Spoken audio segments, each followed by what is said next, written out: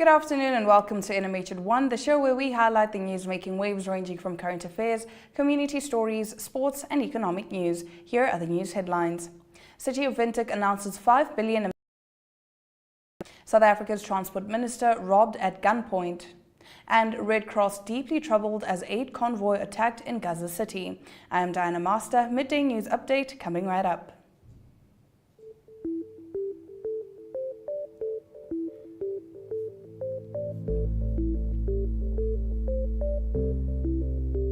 April, after allegedly sharing a racist comment on her Twitter profile, appeared in court on Monday for the case she filed against the Ministry of Justice. Eva Maria Docas Pandulo Philemon, operating under the pseudonym Eva Nangolo on Twitter, posted a comment targeting the behavior of Damara people in Namibia, which led to her temporary suspension as a legal aid representative. The minister argued in his closing statements that the decision to speak out against a cultural group causing disharmony and discord on a public platform and to stand by it without removing it, despite the disharmony it caused. NMH at 1. In being a 100% Namibian owned company, investing in our country and our people by employing and empowering true Namibians. With every brushstroke, Neo Paints commits to our quality guarantee and always delivering a coat of excellence. At Neo Paints, we always stay true to our country.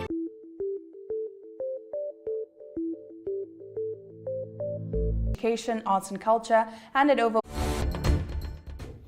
That an expenditure on education is just not an expenditure, it's actually an investment. Yes. Remember, you are investing in the future mother, the caregiver of tomorrow. Yes. And that's where I'll encourage those that are still lingering and doubting if they have our corporate social responsibility undertaken. Sanitation remains a challenge. Of course, a girl child who is in her menstrual period needs a decent happens to a girl in terms of them attending the cycle during their school. Their response should be supportive, not belittling to these learners. Therefore, on behalf of the ministry, and I want to mean it, we are profoundly.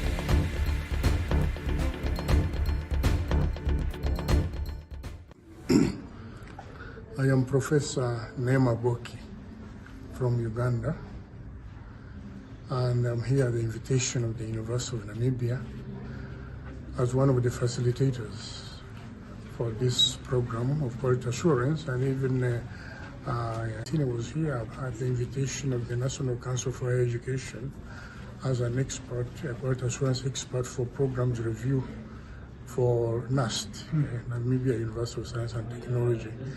And I'm happy again to be here. And my expectation that this conference, this workshop, is going to yield a lot of fruits for the good of our country here and the entire region in the south. Yes. Right. Could you tell me what is the importance of international collaboration when it comes to quality assurance for higher education institutes? Yes, you know, we talk about collaboration and partnerships, which is very important. And when you partner with other places, with other agencies, it is you who stands to benefit. Because there is what we call in total quality management, sharing learning with others. So when you collaborate, when you partner, you are sharing learning. You give what you have, and you also get from other people. In fact, it's said that there is nobody who is too poor in order not to receive. Just as there is nobody who is too rich. There is nobody who is too rich in order not to receive. And there is no one who is too poor in order not to give. So collaborations, partnerships, you give and take. It is reciprocity. All right, thank you very much, sir. Yeah.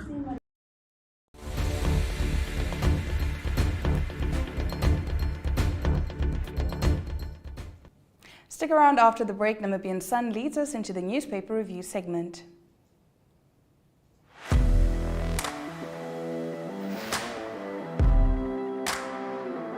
Hello and welcome to today's Sports Rep Show. I am your host, Jesse Jackson Kauraika.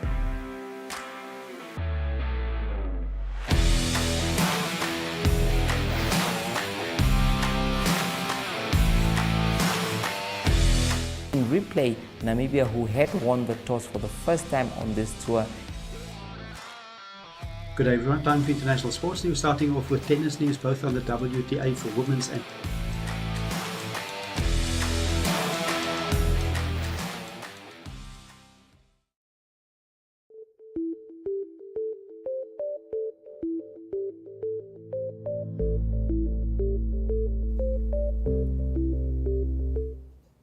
Thank you for staying with NMH at 1. We now take a look at what the lead stories are in Namibia's daily newspapers.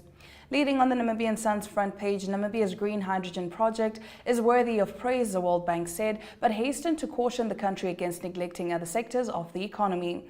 While green hydrogen has the ability to uplift the economy, it gaining prominence should not see government abandoning other industries, the bank's Vice President for Eastern and Southern Africa, Victoria Kwakwa, told President Hage Geingob at State House yesterday.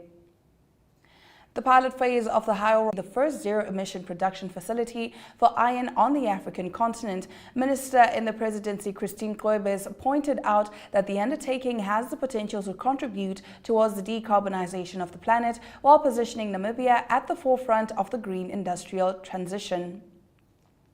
Moving over, the Republican focuses on the City of Windhoek's budget. The capital expenditure section amounted to a total of 513 million Namibian dollars, of which 507 million Namibian dollars has been approved, with approximately 460 million dollars earmarked for infrastructure and housing projects. Windhoek's Mayor Joseph Wapingene said the budget also makes significant provisions to ensure that our land delivery and council housing targets are met. The council deliberated on the budget in May during a workshop and then presented it for approval to the line minister. Various interventions have also been identified in the last quarter to alleviate some of the challenges facing the city of Windhoek. Wapingene further noted that the Department of Finance will review the municipality's debt book, which stood at 1.2 billion Namibian dollars on October 31st, with 963 million Namibian dollars in arrears. On page 3, Republican reports on the ongoing debate on who wrote the national anthem. The parliament's records still state that the late SWAPO stalwart Hidipo Hamutenya wrote the words for the national anthem, a version that his family asserted as the truth this week, although Namibia's National Symbols Act recognizes Agali Doseb as the man behind the melody, music and lyrics of the national anthem. Doseb's death a week ago and State House's announcement that he will receive a state funeral while his family will receive 2 million Namibian dollars have sparked a decade-long debate over who truly is the author of Namibia, Land of the Brave. The exceptional contributions of Mr. Doseb in writing and composing the national anthem shine brightly and will not be forgotten, according to the presidency, citing the National Symbols Act that gives Doseb almost all the recognition regarding the song. The Allgemeine Zeitung's lead story is that of the trial against the alleged pedophile Johan Marie, who is accused of sexually abusing numerous boys in Windhoek and disseminating pornographic images on the dark net, was supposed to begin on Monday but has been postponed again. Marie's third state-appointed attorney, Miriam Kandoni, submitted her resignation. This is the second attorney to step down from the case due to Marie's contradictory and/or unmanageable instructions. Judge Philander Christian said to Marie that it appears as though he wants to delay the case each time so that the trial cannot proceed. When the judge asked him about his next steps, he apologized to Kandoni and requested her to continue as his legal representative. Christian explained that this was no longer possible as Kandoni had already officially withdrawn. On page 3, the paper also covers the Windhoek City Council approving the budget for the financial year 2023-2024, amounting to 5.01 billion Namibian dollars. The budget allocated 513 million Namibian dollars for capital expenditures, of which 507 million dollars has been approved so far. Approximately 460 million dollars is earmarked for projects in the areas of infrastructure and housing. In his address, the mayor of Windhoek, Joseph Wapingene, stated that the city is focusing on the efficiency of service delivery in the budgeting process. The emphasis in the capital area is on maintaining existing infrastructure and creating additional infrastructure in the areas of water and electricity. We'll now take a quick ad break and return with the second half of our newspaper review segment. Stay tuned. Welcome to What's Cooking, where culinary passion meets expert insights. Somebody must really want to cook and want to cook good food. Immerse yourself in the bustling world of professional kitchens as top chefs create mouth-watering dishes. Join us for in-depth interviews as our host explores the experiences and expertise of our guest chefs. Don't miss out. Tune in to What's Cooking on NTV every Friday at 2100 hours and let the culinary adventure begin.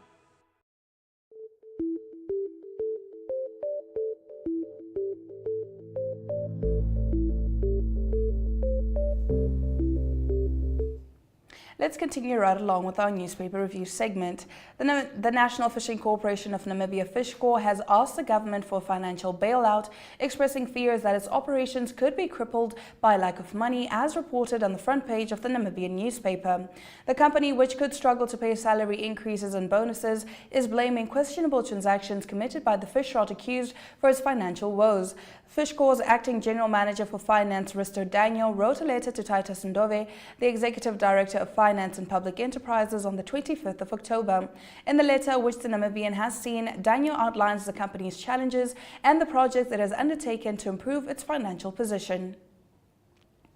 On the ongoing closed-door negotiations between Namibia and Germany over reparations packages in the National Assembly, Vanani's questions were directed to International Relations and Cooperation Minister Netumbo Nandi-Ndaitwah. Last year, the Namibian government told Namibians they will concede to calls to negotiate with Germany on the reparations on Namibia being set to become the first country in the world to produce change and to leapfrog carbon-heavy industrialization. On Monday, the groundbreaking ceremony took place about 30 kilometers outside Arandis in the Irongo region at Farm Bloemfontein 109 for a $600 million Namibian project known as Hauron Oshivela. This will be the first industrial climate-neutral iron production facility in the world. According to New Era's page 3, exhibitors at the Halau Nafidi Annual Expo recently could not reap enough profits as customers did not show up due to the lack of water in the region. An exhibitor who pleaded to be kept anonymous said they had 2 stressful weeks at the Halau Nafidi Expo. Several regions in the north have been facing a water crisis due to the system upgrade finalization at the Omahenene Olushanja since 24 October this year. Halau Nafidi Mayor Darius Shalukeni said the water crisis affected the expo and the entire nation at large.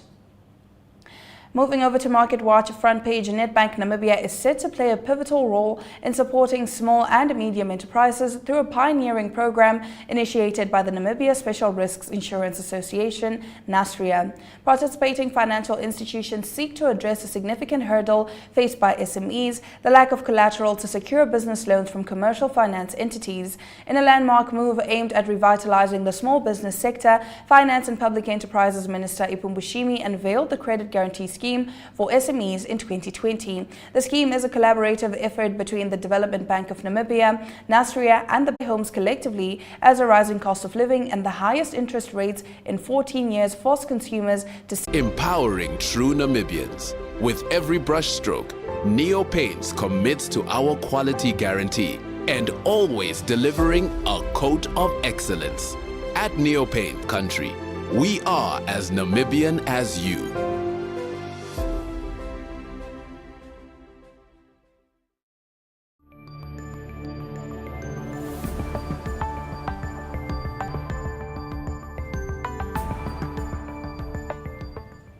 In today's economic news, FNB says more of its home loan customers are opting to buy homes collectively as the rising cost of living and the highest interest rates in 14 years force consumers to seek out cheaper options. The First Rand-owned lender says its collective buying mortgage option, which allows up to 12 people to buy a home together, has seen a 41% book growth since its inception in August 2021. The total collective loans disbursed stood at 346 million rand as of the end of June. While the product was initially used mainly by more affluent customers to buy holiday houses at the coast or to finance immigration homes in the Western Cape, where properties are more expensive, FNB says 23% of collective buying loans now comprise affordable housing customers. While affluent home buyers account for 77% of FNB's collective buying book in terms of value, this is partly due to their average loan size being 1.8 million rand compared to only 850,000 rand for affordable housing customers. Let's take a look at the financial indicators.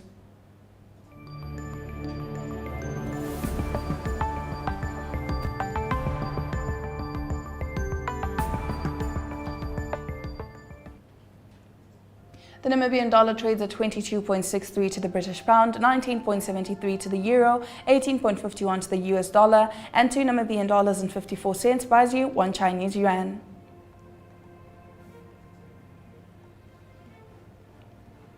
All of the selected NSX stock closing prices maintained.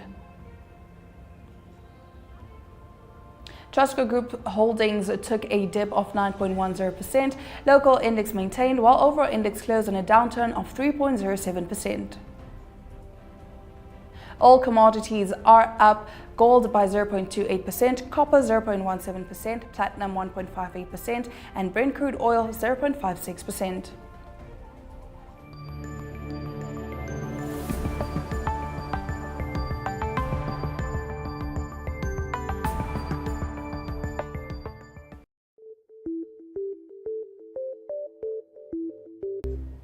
We now expand beyond Namibia's borders to give you the latest news from the African continent. Was robbed at gunpoint after her vehicle stopped on a highway to change a burst tire. Sindisiwe Chikunga told a parliamentary committee that one of the masked attackers pointed a gun to her head during the ordeal early on Monday. They stole some laptops, a phone, and her bodyguards. She said that at 3:30 a.m. local time on Monday, her bodyguards or protectors had got out of the car, which had been traveling on a main road south of Johannesburg, to replace a burst tire. That was when the robbers approached, forcing the bodyguards onto the floor and then opening the car door. The police have confirmed that the robbery took place and a manhunt has since been launched following this unprecedented incident, the AFP news agency reports, quoting police spokesperson Brigadier Atlinda Mate. Getting into our next story, some 22 United Nations peacekeepers from the country amid deteriorating security.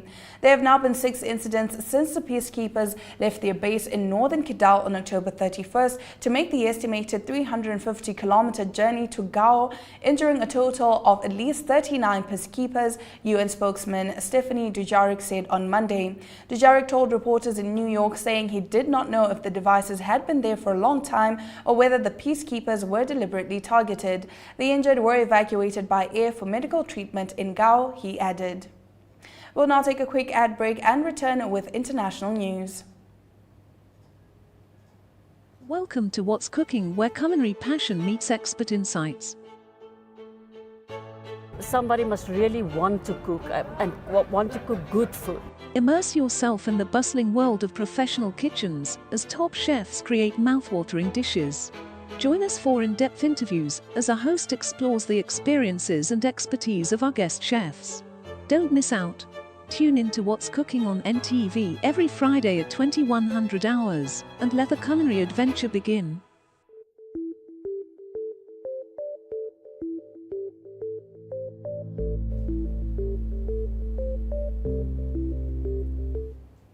And now for our international news. A humanitarian aid convoy has come under fire in Gaza City, according to the International Committee of the Red Cross ICRC. Al Jazeera reports that 2 trucks were damaged and a driver lightly wounded as the ICRC convoy, which was carrying life-saving medical supplies to health facilities, including to Al-Quds Hospital of the Palestinian Red Crescent Society, was hit by fire, the medical NGO said on Tuesday. The ICRC said it was deeply troubled about the incident and reminded the warring parties of their obligation under international humanitarian law to respect and protect humanitarian workers at all times. The statement did not identify the source of the fire on the convoy, which consisted of 5 trucks and 2 ICRC vehicles. Following the incident, the convoy altered its route to reach Al-Shifa Hospital, where it delivered the medical supplies, the ICRC said. The convoy then accompanied 6 ambulances with critically wounded patients to the Rafah crossing from Gaza to Egypt. These are not the conditions under which humanitarian personnel can work, William Schomburg, head of the ICRC sub-delegation in Gaza, was quoted as saying, "Ensuring that vital aid can reach medical facilities is a legal obligation under international humanitarian law," he added. ICRC, a neutral organization based in Geneva, has escorted patients and transported freed captives out of Gaza. Stick around, news from the world of sports follows right after this break.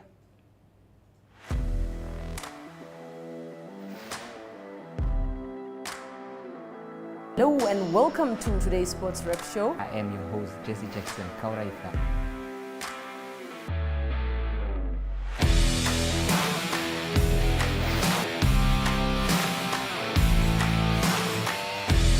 In replay Namibia, who had won the toss for the first time on this tour. Good day everyone, time for international sports news, starting off with tennis news, both on the WTA for women's and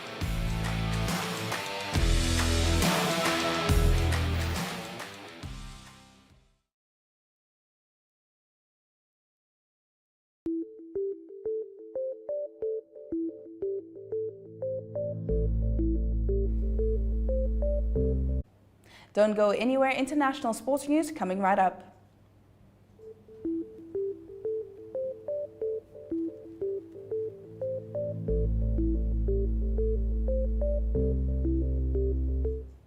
Bongi Mbonambi has labelled England as unprofessional after the South African hooker was cleared of allegations he racially abused Tom Curry during the Rugby World Cup semi-finals.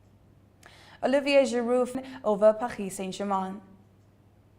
The Emirates Lions have called up the duo of JP Smith and Ruhan Strioli after a double injury setback during their Vodacom United Rugby Championship away leg tour.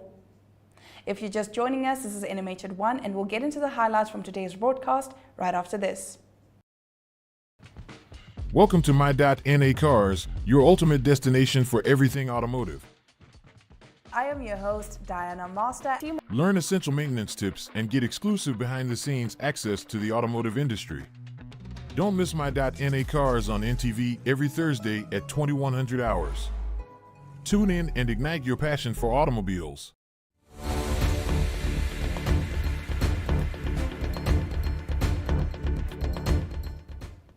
You're still with NMH at 1, and if you're just joining us, here are the news highlights. South Africa's Transport Minister has described how she was robbed at gunpoint after her vehicle stopped on a highway to change a burst tire.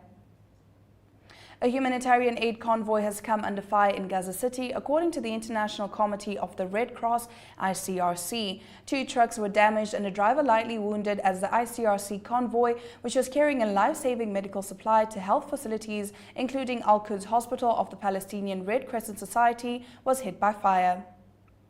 In sport, senior national team coach Colin Benjamin believes players who are called up for the national team must demonstrate honor, humility, and respect for the call-up. Those have been your highlights. Remember to tune in every weekday at 1 p.m. to spend your lunch hour with NMH at 1, catching up on the latest news in Namibia and beyond. That's it from all of us in studio. We do wish you a lovely Wednesday ahead.